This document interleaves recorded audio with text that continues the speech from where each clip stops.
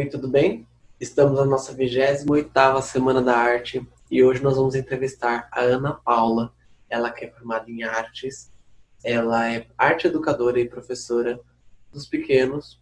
Então, vamos conhecer um pouquinho mais sobre ela para a gente trazer ela para juntinho da gente e conhecer essa maravilhosa contadora de história também. Vamos lá? Agora. Oi, Ana, tudo bem? Olá, boa tarde, boa noite, bom dia. E vamos começar agora a entrevista com ela. Ana, para a gente começar, eu queria que você falasse um pouquinho de você, da sua formação, onde você está agora. Então, agora eu estou na minha casa, né? Porque o momento pede para gente esse cuidado, esse momento de recolhimento, né? Uhum. Eu sou Ana Paula Freitas, eu sou professora, trabalho com crianças pequenas desde sempre. Uhum. Sou arte educadora também, trabalhei bastante tempo na área, atuando junto com os meninos maiores, né? Uhum. Trabalhando mesmo com a disciplina de artes. Mas em um determinado momento da minha vida eu tive que optar, porque eu estava muito sobrecarregada, estava trabalhando muito, passava muito tempo fora da minha casa. Uhum. Então eu optei no trabalho com os pequenos. Então hoje eu trabalho, dedico o meu tempo a essa atividade de arte, de educação infantil. Ah, legal. E daí lá, né, com os meus pequenininhos, eu também trabalho bastante com arte. Com arte. E você, qual é a sua formação? Eu tenho magistério, Uhum. eu sou do tempo do magistério. Então eu sou formada em magistério e depois eu fiz faculdade de artes, na época se chamava educação artística. Uhum. Depois eu vim fazer 2 especializações na área. Então eu fiz uma pós-graduação em arte e comunicação e fiz uma pós-graduação em gestão escolar. Ah, legal. E você, como você falou, trabalha com os pequenos, né? O que você gosta de trabalhar com eles, assim, no dia a dia? Eu sei que você vai fazer a contação de história com a gente, né? E aí, o que você gosta de trabalhar com eles? Fala um pouquinho mais sobre o seu dia a dia com eles. Então, a gente tem um currículo, né, que a gente precisa atender Uhum. com os pequenos, né? Então, eu trabalho várias linguagens com as crianças. É claro que a gente tende aquilo que fala mais com a gente, né? Que a gente tem mais facilidade, que a gente tem mais afinidade. Então, eu sou uma professora muito cantante. Eu gosto muito de cantar com os meus alunos. Gosto de trazer atividades assim que façam esse movimento do ritmo, do corpo. Uhum. Trabalhos que mexem muito com essa linguagem corporal e com a música. A música é minha paixão. Uhum. E, lógico, com as histórias também, né? Que foi por conta deles que eu comecei a me dedicar ao estudo da contação de histórias. Uhum. E você chegou a fazer algum curso de contação? Então, quando eu comecei a trabalhar com os pequenos, cada vez mais, a gente recebia formações de que era importante trabalhar a questão da leitura com as crianças, Uhum. né? Que isso traz muitas contribuições na formação deles. Uhum.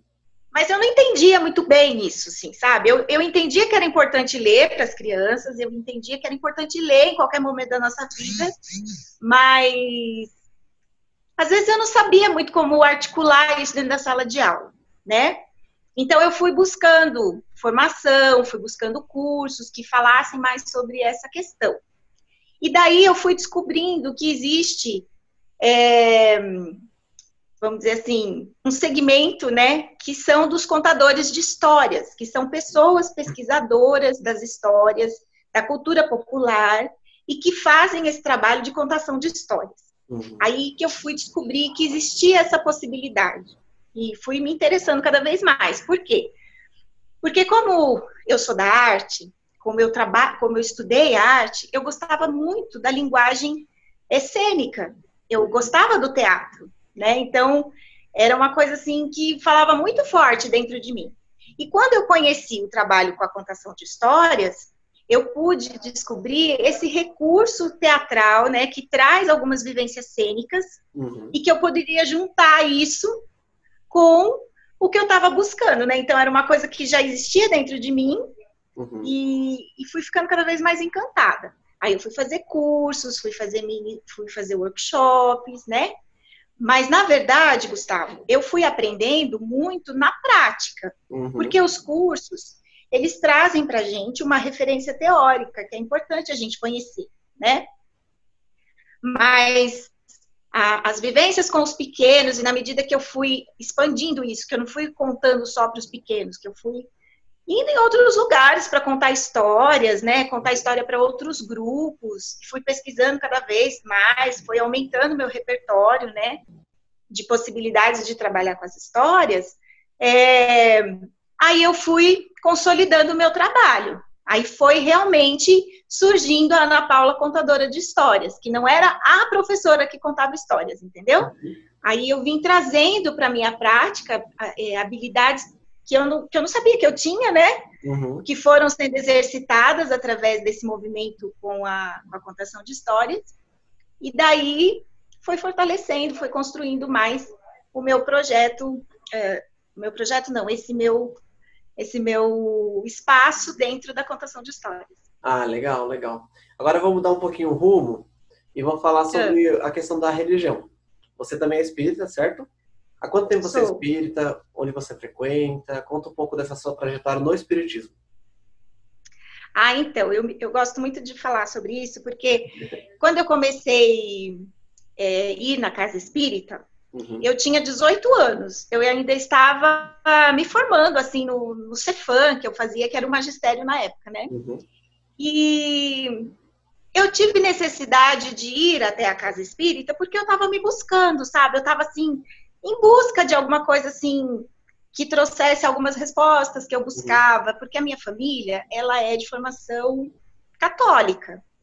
E eu tinha uma influência muito forte da minha avó, que era, assim, uma pessoa que teve muito presente na minha vida, assim, desde a minha infância, desde sempre, né?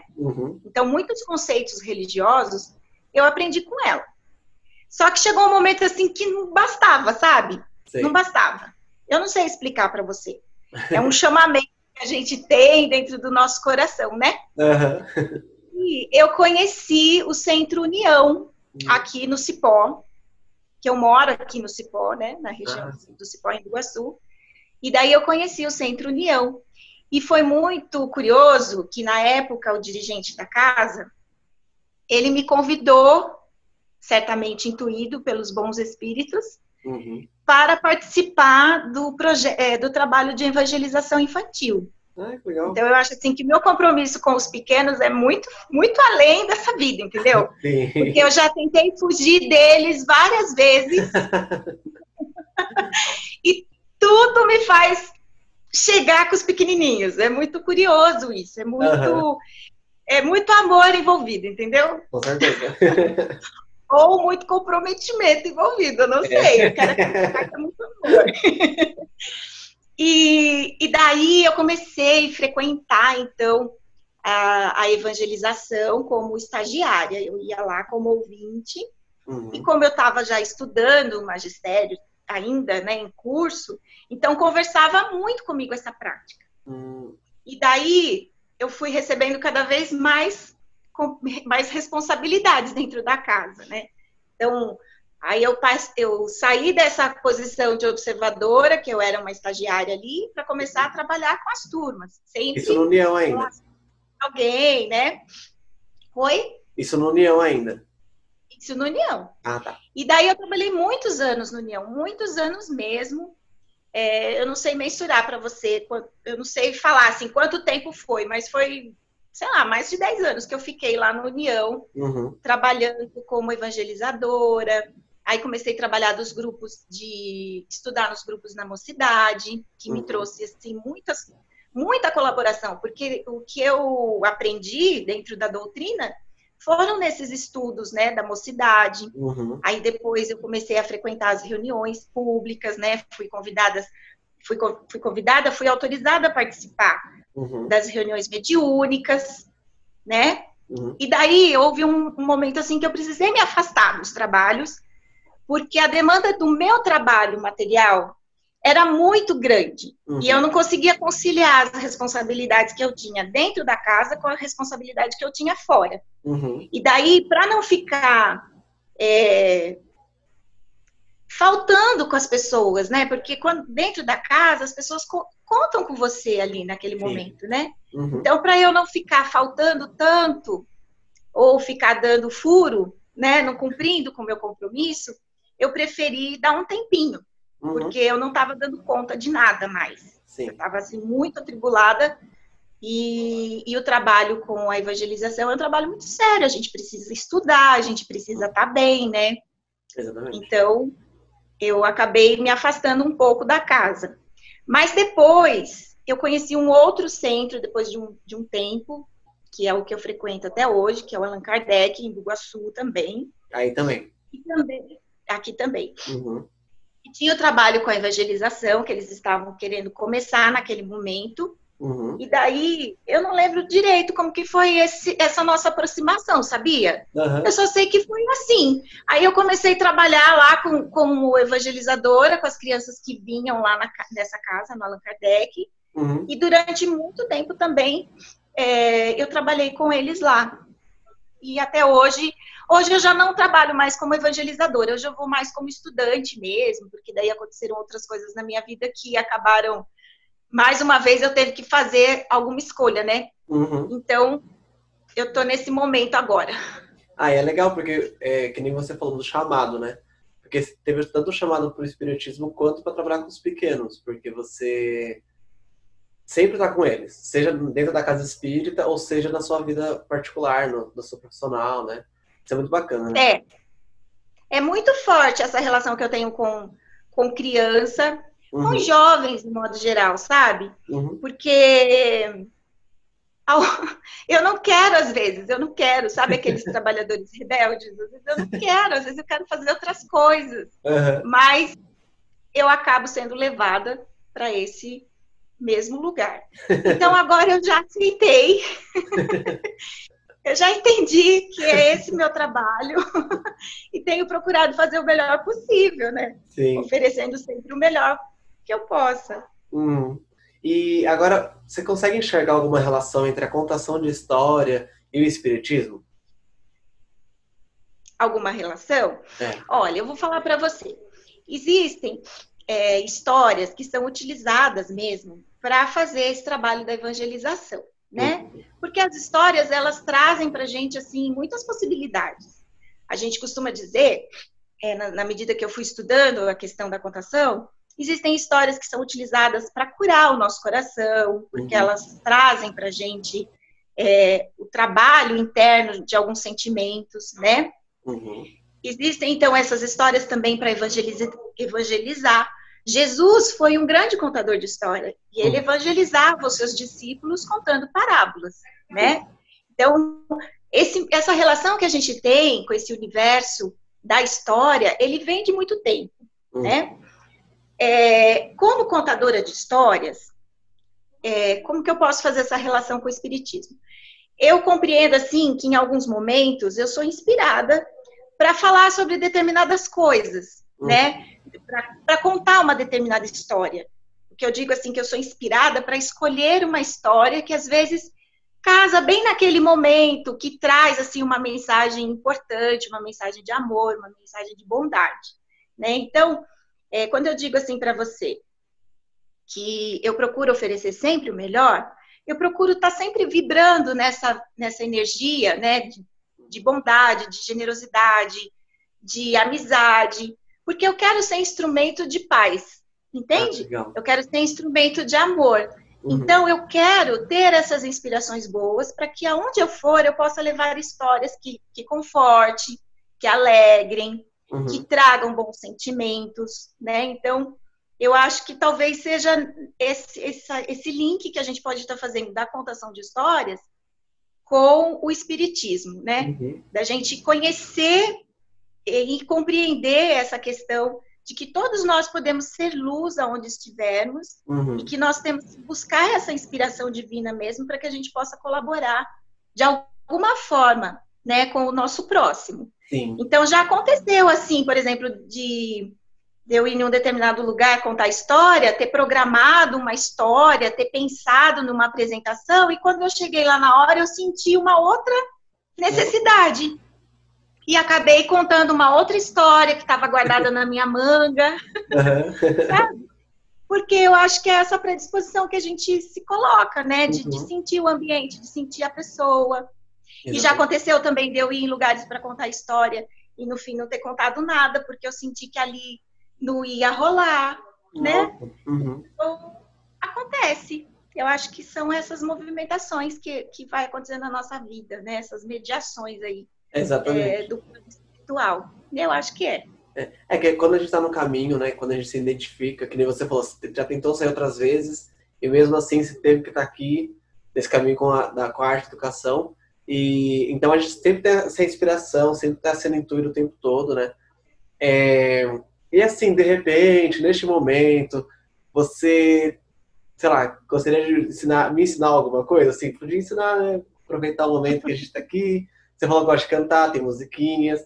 Você pode contar uma história aqui, rapidinha, só para mostrar um pouco.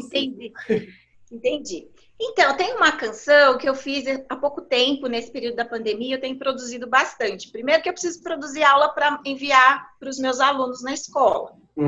E, querendo ou não, eu estou tendo mais tempo, né, para pesquisar e para criar mais, né?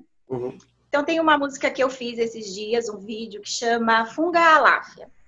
Funga-Aláfia, ele é uma cantiga de origem africana, que é utilizado lá na África como um canto de boas-vindas, de acolhimento. Ah, que legal. Né? E ela tem, assim, um gestual, né, que a gente faz com as mãos, que a gente faz com as mãos, basicamente.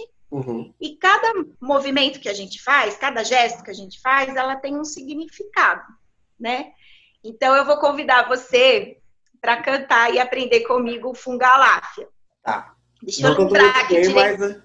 Não canto muito bem, mas vai dar certo. Vamos lá. Então, primeiro, a gente coloca a mão na cabeça e a gente canta assim. Funga-Aláfia, axé, axé. Quando a gente fala axé, axé, a gente põe para frente a mão, tá? A gente põe a mão para frente. Então, primeiro na cabeça, Funga-Aláfia, axé, axé. Então... Depois a gente mostra a boca. Depois a gente mostra o coração. Depois a gente mostra essa parte dos braços aqui. Né? Sempre seguido do axé, axé, sempre oferecendo. E como é que é a primeira parte? Então é assim. Funga-Aláfia, axé, axé. Tá. Vamos lá, que acho que eu entendi a musiquinha. Entendeu? Tá, vamos lá. Então vamos lá. Funga-Aláfia, axé, axé. Funga-Aláfia, axé, axé. Funga-Aláfia, axé, axé. Funga-Aláfia, axé, axé. Isso. Que bonitinho. Por conta do vídeo, talvez fosse melhor eu fazer o movimento e esperar você fazer, porque às vezes não dá sincronia, né, a nossa voz. Vamos tentar mais uma vez? Vamos, pode ser. Vamos lá. Pode ser? Tem tempo? Tem tempo. Então vamos lá, eu faço e você copia, tá bom? Tá. Funga-Aláfia, axé, axé. Você. Funga-Aláfia, axé, axé. Funga-Aláfia, axé, axé.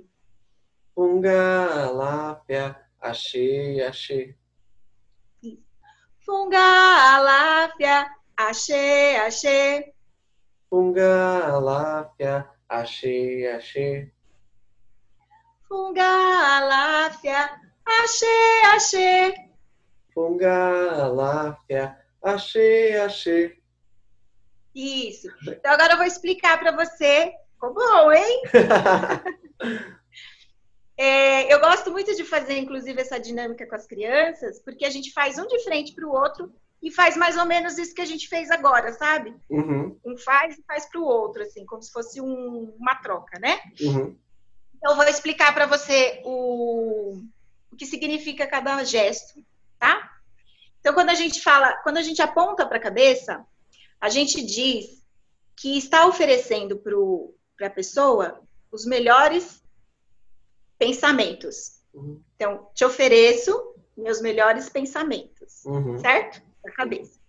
Quando a gente aponta para a boca, a gente diz, estou lhe oferecendo minhas melhores palavras. Quando a gente aponta para o coração, a gente diz, estou te oferecendo meus melhores sentimentos. E quando a gente aponta aqui para os braços, a gente está dizendo, e não tenho nada escondido em minhas mangas. Olha que coisa linda. Muito bonito. Para te oferecer, né? Então, eu estou aqui livre de qualquer disfarce para te oferecer. Nossa, muito bonito. É muito bonito mesmo. É muito, muito gostoso. E daí eu gosto muito de fazer essa dinâmica em especial, porque é assim, né, Gustavo? É um canto que vem da África. E lá na África, assim como em qualquer outro lugar do mundo, nós estamos buscando o quê? Nós estamos buscando oferecer ao outro o que há de melhor em nós. Estamos nessa busca de paz, estamos nessa busca de viver bem junto com o outro, né? Então, eu gosto de trazer isso porque amplia o nosso repertório, né? A gente sai do nosso umbigo e pensa numa questão, assim, muito maior, né? Numa questão, vamos dizer assim, do mundo, né? Agora, a gente está chegando no nosso final da entrevista, aí eu tenho 2 pedidos. O primeiro é você falar um pouco como está a sua quarentena e dar um recado para a galera que está em casa assistindo a gente. E depois tem uma outra perguntinha no final. Então, primeiro dá um recadinho, ou melhor. Então, a primeira mensagenzinha, como está sendo a minha quarentena? Isso. Então, eu estou em casa todos os dias, bem guardadinha, porque eu tenho os meus pais que moram próximos da minha casa, nós somos vizinhos, e eles são do grupo de risco, já por conta da idade e por outros fatores de saúde que eles têm. Então, eu tenho procurado evitar bastante de sair, não estamos recebendo ninguém em casa. Sim. O outro lado da nossa quarentena é que desde do dia que nós começamos, que nós soubemos da pandemia e que nós teríamos que fazer todo esse movimento de isolamento, nós iniciamos um evangelho extra em casa. A gente tem feito momentos todos os dias, às 8 horas, nós paramos o que a gente está fazendo para fazer um momento de prece pelo planeta, né? É diferente do nosso evangelho que a gente faz aos domingos, que nós fazemos o evangelho no lar todos os domingos. Mas esse evangelho extra em especial é para vibrarmos pelo planeta mesmo, para que haja uma conexão das pessoas com essas energias, né, amorosas, para que a gente consiga superar tudo isso e que, enfim, que a gente consiga ficar bem diante de toda essa situação, né?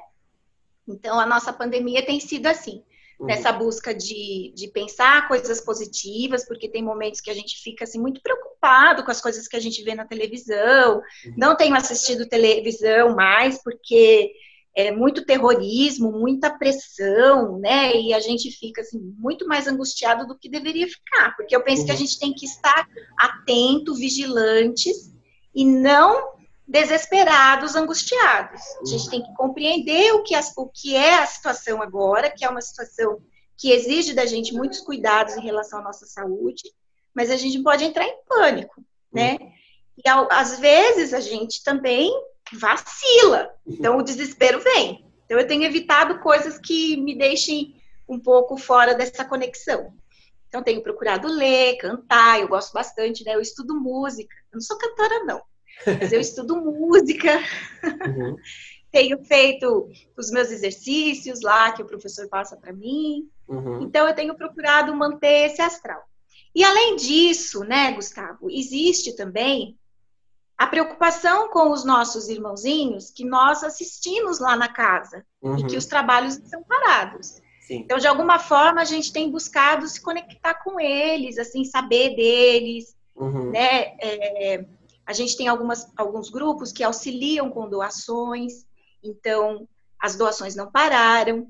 Pelo contrário, as campanhas continuam, né? Então, na medida que a gente pode, a gente vai lá levar para eles, enfim, a gente tem pensado bastante nisso e orando para que as coisas melhorem, né? E que a gente também consiga compreender o que tudo isso quer dizer para a gente, né?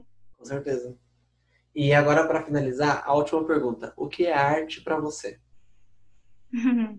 A arte, para mim, é uma manifestação poderosa da nossa criatividade, é uma linguagem expressiva que pode nos unir, né?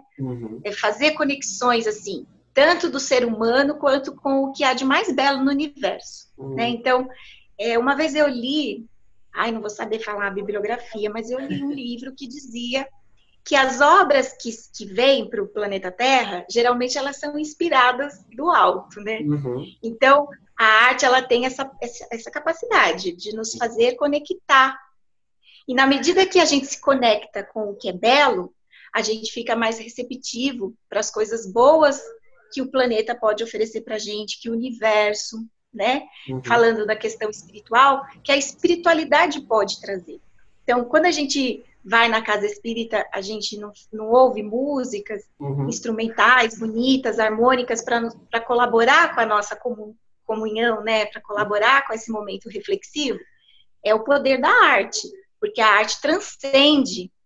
Então, ela é uma linguagem potente. E todos nós somos capazes de fazer arte. Exatamente. Aliás, nós somos capazes de fazer qualquer coisa que a gente queira. Porque, olha, Gustavo, eu vou falar uma coisa para você. Eu estudei arte lá na minha adolescência, né? Eu não vou ficar falando muito, senão você vai começar a fazer as contas e vai descobrir quanto eu tenho. Então, mas eu sempre quis tocar um instrumento, sempre quis, e nunca tive tempo de me dedicar, porque eu sempre ficava arrumando uma desculpinha. Ou porque realmente minha vida era muito corrida. Eu sou professora, trabalhava em 2 cargos, e depois eu estudava feito uma maluca ainda, né? Que a gente tem que buscar atrás de formação. E foi sempre ficando para trás esse sonho. Assim como o sonho que eu tinha de trabalhar com a questão do teatro. Lembra que eu falei para você no começo? E daí eu falei, agora eu não quero mais que os meus sonhos fiquem guardados. Eu quero que eles aconteçam. Só que para eles acontecerem, exige da gente esforço. Então, todos nós somos capazes de fazer o que a gente quiser, desde que a gente esteja predisposto a fazer muitos esforços. E eu aprendi a tocar o ukulele, hein? Ó, na raça. Nunca tinha tocado nenhum instrumento musical. Claro que eu arranho bastante, né, ainda. E olha, Gustavo, eu fiz o curso online, você acredita? A minha vontade de aprender a tocar era tão grande que eu fiz um curso online e dei conta do recado.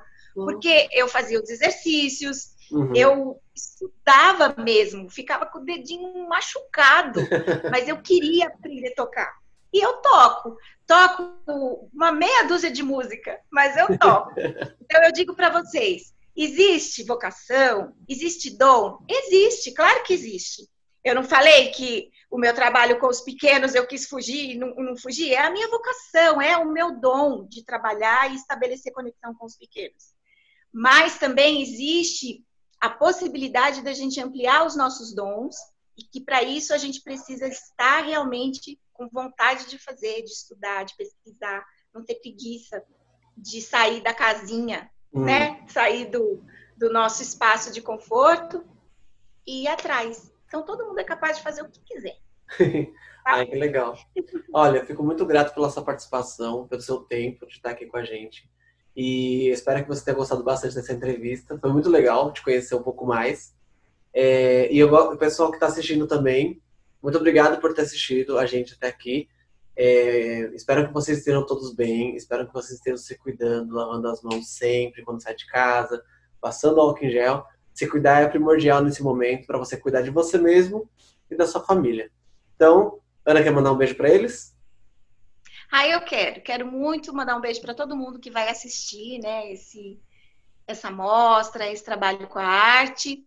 Quero muito agradecer o convite. Eu fico muito feliz de poder participar desses eventos. Uhum. Aqui no União, eu sempre vou contar histórias quando sou convidada aqui no Cipó. Uhum. E vou com muito carinho, porque eu tenho muito carinho por essa casa, que foi a que trouxe a luz do espiritismo na minha vida, que me acolheu, né? Então eu vou sempre com o coração muito grato pela oportunidade, né? E eu espero que vocês gostem do que foi selecionado para vocês assistirem. E agradeço mais uma vez a grandiosa oportunidade de estar aí fazendo parte desse movimento.